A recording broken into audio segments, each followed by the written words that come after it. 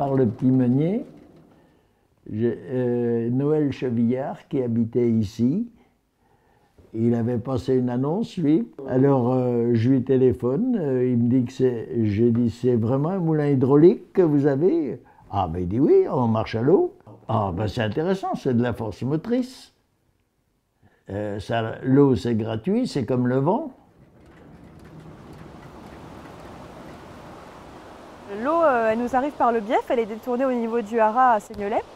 Et on a 1,3 m3 par seconde qui passe en instantané au niveau du moulin et qui nous permet d'entraîner uniquement par la force de l'eau toute notre machinerie pour produire notre farine. On va donner la force au moulin pour écraser. Hein. Et on y va. C'est parti.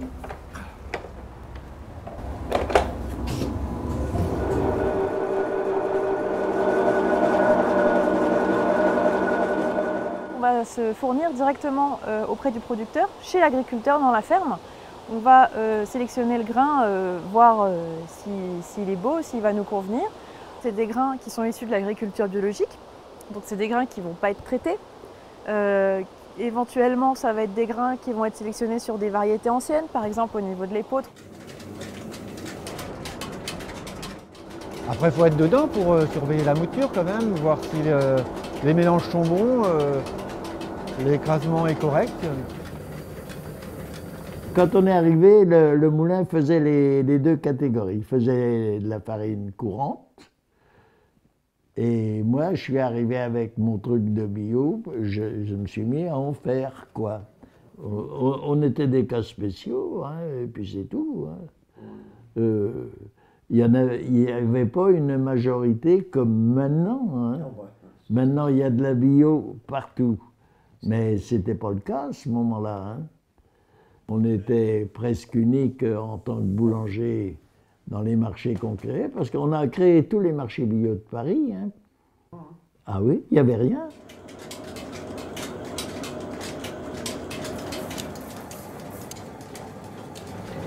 Bon, on va aller voir le tamisage.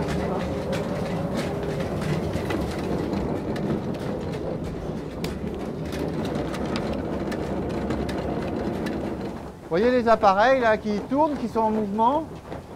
Il y a des niveaux là. Et dans chaque niveau de planche, il y a des tamis comme ceci. Voilà.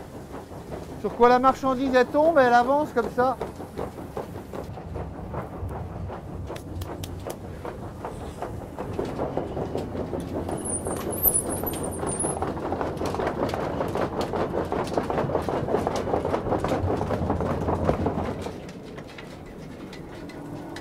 Mon père y a travaillé aussi.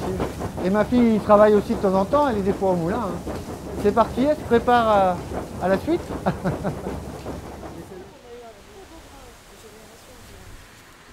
Alors là, c'est le blé qui arrive dans les machines au départ. Et puis les différentes phases d'écrasage pendant la mouture pour obtenir la farine finale que vous avez ici. Vous voyez, je me rappelle, c'était dans la cuisinière des parents. Et j'ai fabriqué mes premiers pains comme ça. Et c'était pas toujours réussi, mais petit à petit, on a fait quelque chose de bien avec une farine quand même de qualité, blanche, bise, complète, suivant ce qu'on voulait faire. Avec des noix dedans, avec du raisin, plein de choses comme ça. Et puis on en est arrivé à la boulangerie qu'on a là maintenant.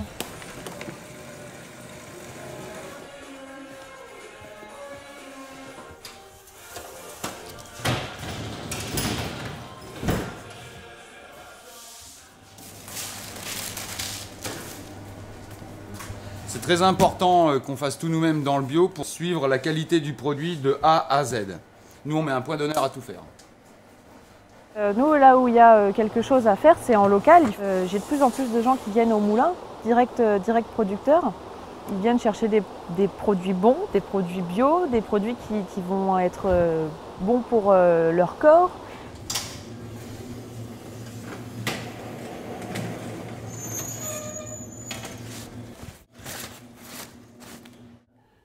faire du pain au levain pur, il y en a beaucoup qui font du pain au levain, mais avec un bon apport de levure dedans. Mais ici, il est fait du pain au levain sans aucun apport de levure.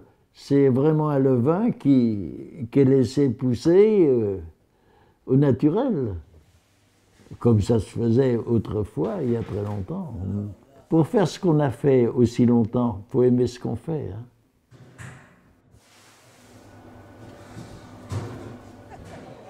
Bon appétit, bonne dégustation. Merci madame.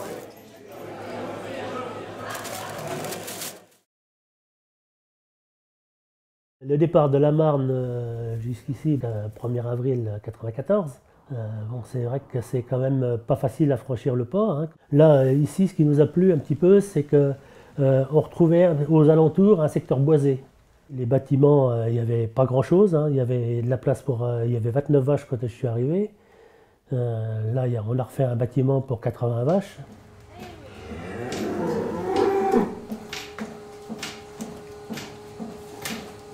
Je commence à traire et j'envoie le lait directement en fromagerie. Il faut les nourrir, il faut les poiller, il faut les soigner quand il y en a une qui est malade. Je connais ces techniques, quoi. Je sais comment ils fonctionnent au niveau des soins des animaux. On va vraiment limiter les antibiotiques. Après, quand l'animal est vraiment malade, là, il sera sûrement obligé de mettre un antibiotique pour la sauver.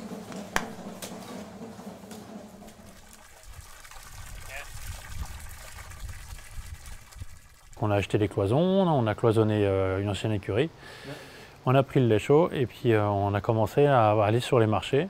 Le savoir-faire, on l'avait, il était déjà antérieur. Il venait de ma mère qui avait appris à faire les fromages. J'aime ce boulot déjà surtout. Là vous voyez la crème là. Hein. La crème elle a été écrémée lundi. Elle est bien épaisse. On ne peut pas écrémer et faire le beurre aussitôt. Il faut qu'elle se repose, c'est naturel. On n'est pas industriel, eux ils mettent certainement des produits pour que ça prenne tout de suite. Nous c'est pas ça. Nous c'est naturel. Je fais. On sait ce qu'on mange.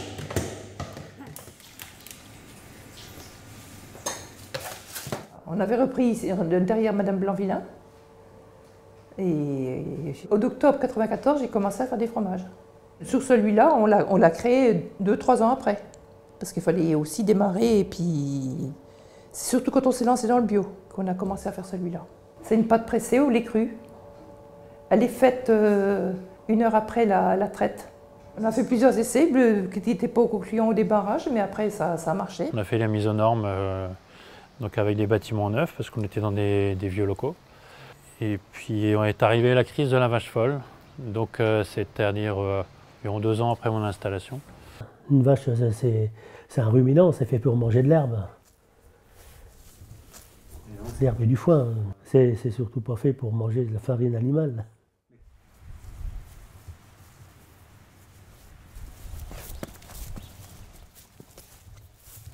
À mon installation, j'ai commencé à m'occuper des cultures.